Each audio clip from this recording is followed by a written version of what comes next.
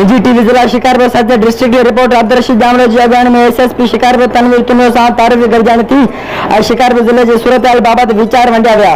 इन मौके ते एसएसपी शिकारपुर तनवीर हुसैन तुनो चयो त अमन अमान बाल रखण मुंहिंजी अवलनि तरजीह आहे। जेतिरो वक़्तु रहे इंशाअल्लाह अमन करे हिन ज़िले लाइ ॿुधो आहे एतिरो ख़राब न आहे। हुन चयो त हिन ज़िले में क़बीलाई तकरार आहिनि जेके अमन खे तबाह करे रहिया आहिनि। मुंहिंजी कोशिशि आहे त इहे बिरादरी तकरार बि ख़तमु थी वञनि। मूं ज़िले जे कुझु इलाइक़नि में पिकेट लॻायूं आहिनि ऐं उन ते कम हले पियो। हुन चयो त जेॾीमहिल धुरियुनि जे माण्हुनि जे चङनि मुड़ुसनि खे चयो आहे घुर्बल माण्हू पेश कया वञनि।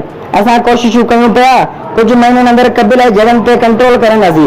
हुन चयो त जहिड़ो कंदड़ धुरियुनि ऐं ॾियारी माण्हुनि गिरफ़्तारी खां अॻु पंहिंजूं ज़मानतूं कराइनि असीं सहकार कंदासीं। हुन मौक़े ते एएसपी सिटी सैयद फैज़ल शाह, आवाज़ टीवी साथी जे सीनियर सहाफ़िन अकबर इनकलाबी, बशीर रिंड, हिदायतुल्लाह महर, यासीन अनवर, आसिफ सुमरो, अमीर जान चांडियो, रहमान रशीद जामड़ो, शकील अहमद धारेजो, मंसूर चांडियो ऐं अब्दुल हकीम सतो पिणु गॾु हुआ।